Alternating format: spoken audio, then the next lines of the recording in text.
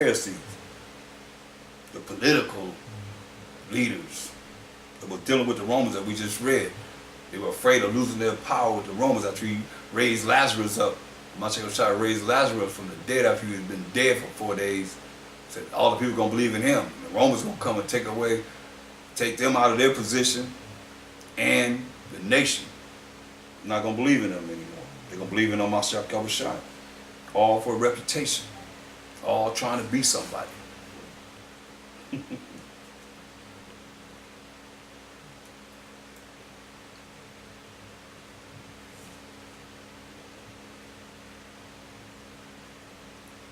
Verse 16, and they sent out unto him their disciples with the Herodians, saying, Master, we know that thou art true, and teachest the way of the Most High in truth, neither carest thou for any man, but thou regardest not the person of men. See, he ain't had no partiality, like a lot of your Israelite brothers do.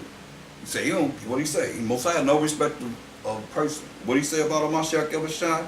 They said, thou teachest the way of the Most High in truth, neither carest thou for any man, for thou regardest not the person of men. Tell us therefore, what thinkest thou? Is it lawful to give tribute unto Caesar or not? See, they trying to, remember, they trying to tempt him. They trying to catch him up. Let you know, who was it? The Pharisees. Who they working with? The Romans. That's why they asked him, is it right to give tribute to Caesar or not? But the Mashiach perceived their wickedness and said, why tempt ye me, ye hypocrites? Call them hypocrites. Show me the tribute money. And they brought unto him a penny. And he said unto them, whose is this image and superscription? So who is this image and superscription on this penny? They said to him, Caesar's.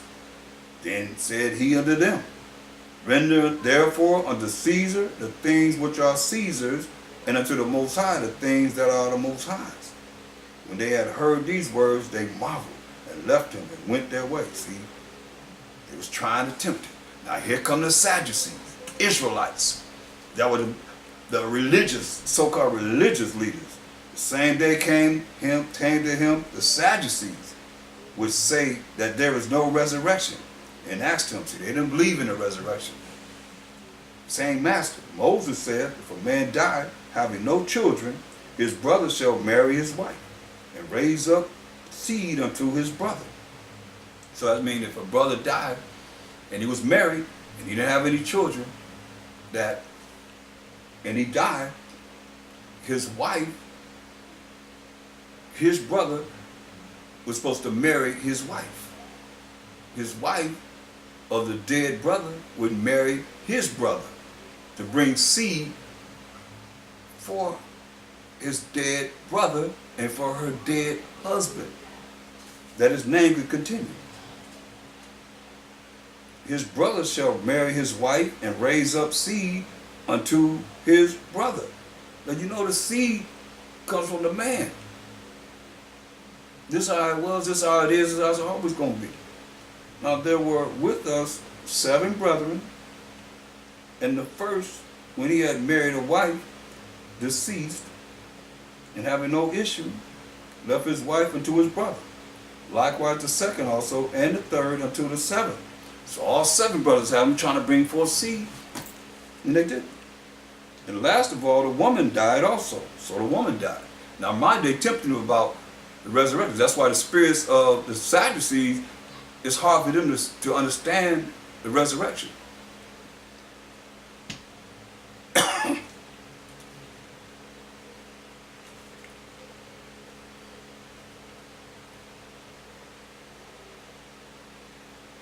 Verse 28, therefore in the resurrection, whose wife shall she be of the 7? For they all had her. See? They tempted him. So whose wife she going to be of the 7, because they all had her. All the brothers had her, but no brother brought forth seed for the first brother. And it would have been for the first brother. Verse 29, the Mashiach will say, answered and said unto them, ye do err, not knowing the scriptures, nor the power of the Most High. For in the resurrection they neither marry nor are given in marriage, but are as the angels of the Most High in heavens. Therefore, he let you know that the angels that's in heaven, that's always been in heaven, that came from heaven, whether they came with the devil or not, do not have sex. Because that's what constitutes marriage. They're going to be like the angels in heaven. It says, but as touching the resurrection of the dead, have ye not read that which was spoken to you by the Most High, saying, the Most High is the power of Abraham, and the power of Isaac, and the power of Jacob. The Most High is not the power of the dead, but of the living. When the multitude heard this, they were astonished at his doctrine. But when the Pharisees had heard that he had put the Sadducees to silence, so that's what he's dealing with. Our people. Because our people are the ones that need to know the truth. But when the Pharisees had heard that he had put the Sadducees to silence, they were gathered together. Then one of them, which was a lawyer, asked him a question, tempted him, and saying, Master, which is the great commandment in the law? So here they go, tempting him. The Pharisees, they deal with the political arena or system of the Roman Empire, so the lawyer is hooked up with what? And who? The Roman Empire. Then one of them, verse 35, which was a lawyer, asked him a question, tempting him, and saying, Master, which is the great commandment in the law? Mashashai said unto him, Thou shalt love the Most High thy power with all thy heart, with all thy mind, all your mind, and with all thy soul, and with all thy mind. This is the first and great commandment. And the second is like unto it. Thou shalt love thy neighbor as thyself. On these two commandments hang all the law and the prophets. See? While the Pharisees were gathered together, Moshe was asking them, who is this? All Israelites.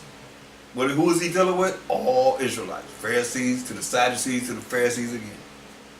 Saying, what think ye of Mashiach? Whose son is he? So what do you think of me? Whose son am I? They said to him, the son of David. He said unto them, how then, if I'm the son of David, does David in spirit, make sure you understand that, he said David in spirit, call him Lord, saying, the Lord said unto my Lord, sit thou on my right hand till I make thine enemies thy footstool. If David then called him Lord, how is he his son? See, that's what you got to understand. He messing with him. And no man was able to answer him a word. Neither does any man from that day forth ask him any more questions. So he's quoting from Psalms 110:1. It says, let me read it as it's written, because I don't like Lord, because that's something that, the Edomites created. And God. Look it up for yourself. I say, the Lord said unto my Lord, that's Lord, capital L, capital O, capital R, capital D, representing the Most High, said unto my Lord, which is a Mashiach Yahushai, which he just said. He said this in the spirit. We had the spirit of a Mashiach. Sit thou at my right hand until I make thine enemies thy footstool. See? This is what he quoted. Because that's all he had was the law and the prophets. So he's bringing it to him. But who he's bringing it to? Israelites. This is who he's speaking to. Israelites. So he asked them, what thinketh ye of Mashiach? Whose son is he? Whose son am I? They said to him, this is verse 42 of Matthew the 22nd chapter, the son of David. He said to them, how then does David in spirit call him Lord, saying, the Lord said unto my Lord, sit thou on my right hand till I make thine enemies thy footstool. If David then call him Lord, how is he his son? They ain't asking no questions from that point on. See, and when you go on, I mean, I can go on and on and on. He's dealing with the ones of his people, that was the Pharisees, the scribes, and the chief priests, and the Sadducees, and so forth, dealing with them. That's why we have, the examples that he left us in how he rose. You can't deny it. It's what he dealt with. And he warned us of what it is that we would have to deal with when we was compassed by the armies of the Romans. So he told us to flee into Africa, flee into the mountains. He said your enemy's going to lay you down, flat to the ground, which are the Romans. They took us down in 70 AD. We failed.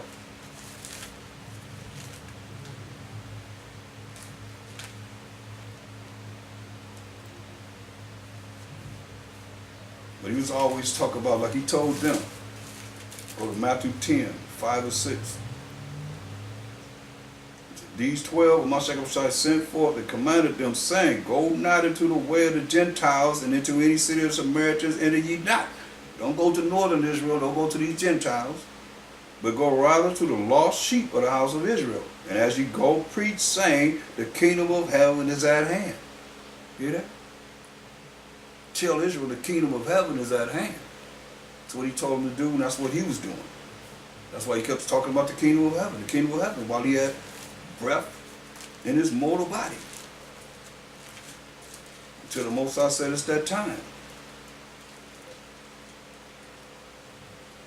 But he was always dealing with the Pharisees and the Sadducees, always tempting him, trying to catch him up in his speech or whatever he was saying concerning the law, and the prophets and so forth. He was just bringing it to him, as we should.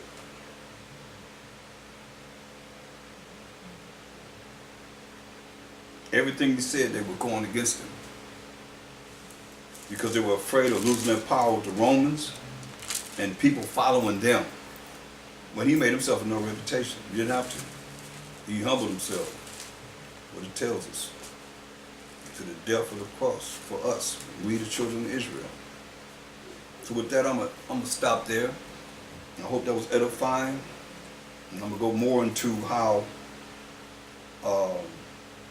he was dealing with the Pharisees and the scribes and the Sadducees and the chief high priests and all those that came to tempt him and his doctrine so that they could, elevate themselves. And they always lost. Because he's the son of the Most High. And he already knew what they were thinking long before they even brought forth whatever they're going to bring forth to him. So if you'd like more information, reach me. Share the wisdom we got next, forever and ever and ever. P.O. Box 20012, Long Beach, California, 90801-3012, or call me at 562-235-1226, or email me at mreadyforyou, MREADY, at AOL.com.